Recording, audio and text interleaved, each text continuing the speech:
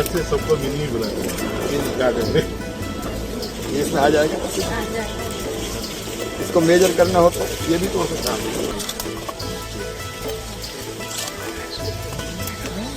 रुपया दिन भर में या पत्ती जितनी तोड़ते हैं उतनी लेते हैं।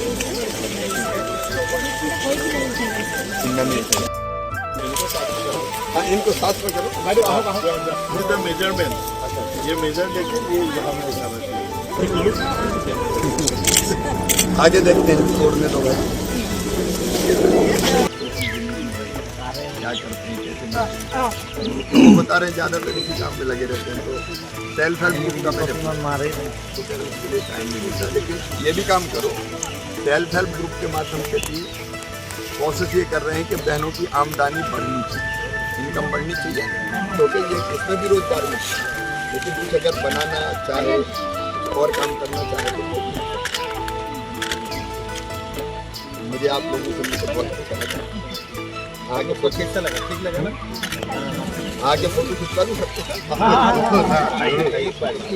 एक बार अकेले हमारे किसान भी और मजदूर भाई बहन भी जिन परिस्थितियों में काम करते हैं, उनके साथ काम करके वो अनुभव करें, ताकि उनके भलाई के लिए बेहतर योजनाएं बन सके।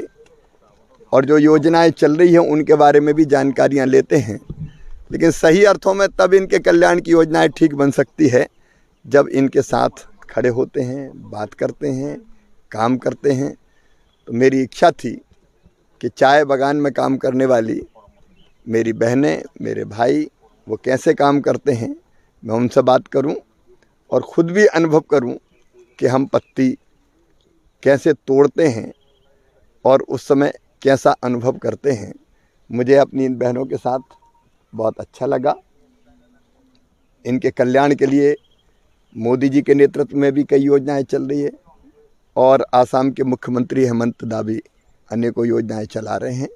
हमारी कोशिश यही है कि इन बहनों की ज़िंदगी संवरे। एक बहन ने बताया कि बच्चों को पढ़ाने में थोड़ी दिक्कत होती है, कॉलेज दूर है, लेकिन स्कूल तो सब जगह है। तो अब ये इस तरह की चीज़ें फिर सामने आती है। एक बहन ने कहा कि थोड़ा पत्ती का दाम बढ़ जाए तो थोड़ी और मजदूरी बढ़ जाए। तो अलग अलग भाव आते हैं, इसी से जन भावनाएं आप समझ सकते हैं। नहीं तो नेताजी आए, मंच पे हाथ हिलाए, भाषण दिया और निकल गए, तो इससे काम नहीं होता। तो आज मुझे सचमुच में अपनी इन बहनों से मिलकर बहुत अच्छा लगा है और मैं इनके साथ बहुत खुश हूँ और अनुभव किया है कि चाय के बागान में काम करके कैसा लगता है। इनके कल्याण की कई योजनाएं चल रही है। हम लोग बैठेंगे तो सोचेंगे और क्या बेहतर किया जाए। विशेषकर प्रधानमंत्री जी ने जो एक अभियान शुरू किया, लखपति दीदी, स्व सहायता समूहों के माध्यम से इनको अलग अलग तरह की चीज़ें बनाए और ज़्यादा आमदनी कमाए। अब तक लगभग 1,48,00,000 लखपति दीदी बन चुकी है। हमारी कोशिश है कोई बहन गरीब ना रहे, हाथ ना पसारना पड़े, आंखों में आंसू ना रहे, सबके चेहरे पर मुस्कुराहट आए, सब आगे बढ़े। मजदूरी बहुत कम है, 250 रुपये। सेंट्रल गवर्नमेंट का स्कीम है क्या मजदूरी बढ़ाने? ऐसा सेंट्रल गवर्नमेंट अपनी योजनाएं चलाती है, जैसे मनरेगा के अंतर्गत भी हम काम देते हैं। केवल मजदूरी नहीं, मजदूरी तब जब और कोई विकल्प ना बचे तब भारत सरकार करती है। लेकिन अनेकों योजनाएं बहनों के सशक्तिकरण की भारत सरकार चलाती है, जिसमें से मैंने बताया आज सबसे बड़ी योजना है हमारी आजीविका मिशन। सेल्फ हेल्प ग्रुप बना के उनको कई तरह के काम से जोड़ना ताकि उनकी आमदनी बढ़ सके। नहीं, हम लोग मिल के, मैं कल आसाम में मुख्यमंत्री जी भी रहेंगे, कल हम लोग कार्यक्रम कर रहे हैं। आसाम की खेती को और बेहतर करने के लिए क्या क्या योजनाएं बनाएं। वैसे यहाँ की सरकार बहुत अच्छा काम कर रही है और हमारे मुख्यमंत्री और केंद्र सरकार मिलकर प्रधानमंत्री जी के नेतृत्व में, लेकिन हमेशा और बेहतर कदम उठाने की ज़रूरत होती है। विशेषकर खेती के लिए हम अभी 29 मई से एक व्यापक अभियान शुरू कर रहे हैं किसानों के लिए। हमारे 16,000 साइंटिस्ट हैं देश में। अब वो वैज्ञानिक लैब में बैठ के केवल शोध करते हैं और किसान खेत में काम करता है। लैब का लैंड से कोई संबंध नहीं, मतलब वैज्ञानिक का किसान से कोई सीधा संबंध नहीं है। तो इस बार हमने तय किया है कि हम 4-4 वैज्ञानिकों की टीम बनाएंगे। एक टीम एक ज़िले में जाएगी, कृषि विभाग का अमला साथ में होगा राज्य का, और जहाँ जाएगी वहाँ की जलवायु कैसी है, कितना पानी है, मिट्टी में तत्व कैसे हैं, कौन से तत्व है, कौन सी ज़रूरत है, ये देख के किसानों को सलाह देंगे वैज्ञानिक कि कैसी खेती करनी चाहिए, कौन सी किस्म लगानी चाहिए, कितना खाद देना चाहिए।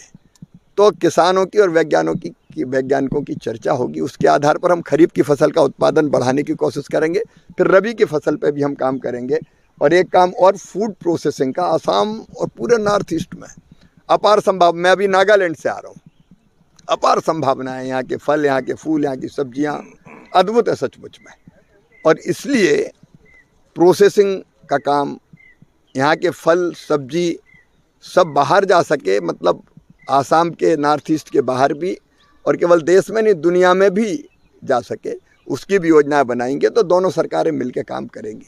हाँ, तेखेते केबाटाও प्रोग्राम লৈ অসমলৈ আহিছে।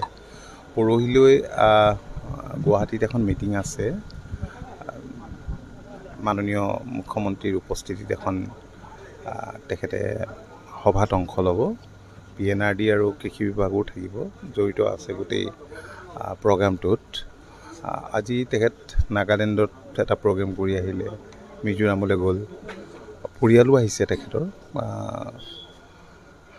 মাজতে তেখেতে চাহ বাগিচাৰ শ্ৰমিকসকলৰ লগত মত বিনিময় কৰিলে, তেওঁলোকৰ অভিজ্ঞতা তেওঁলোকৰ মুখেৰে শুনিলে। আৰু ইয়াত কৃষকসকলকো লগ পালে তেখেতে। আৰু শেহতীয়াকৈ পঞ্চায়ত নিৰ্বাচনত যিসকলে জয়লাভ কৰিছিল, ভাৰতীয় জনতা পাৰ্টীৰ অগপৰ কাৰ্যকৰ্তাও আছিলে, তেওঁলোকক লগ পালে। মই তেখেতক বহুত বহুত ধন্যবাদ জনাইছোঁ। আৰু মোৰ বিশ্বাস যে তেখেতৰ এই অসম ভ্ৰমণে স্বাভাৱিকতে আমাৰ ৰাজ্যখন উপকৃত কৰিব। কাৰণ তেখেত দুটা বিভাগৰ দায়িত্বত আছে, এটা PNRD গ্ৰাম উন্নয়ন বিভাগ আৰু কৃষি আৰু কৃষি কল্যাণ বিভাগ। গতিকে নিশ্চিতভাৱে কৃষকসকলৰ স্বাৰ্থ সুৰক্ষিত কৰিবৰ কাৰণে তেখেতে আগৰে পৰাই ব্যৱস্থা লৈ আহিছে।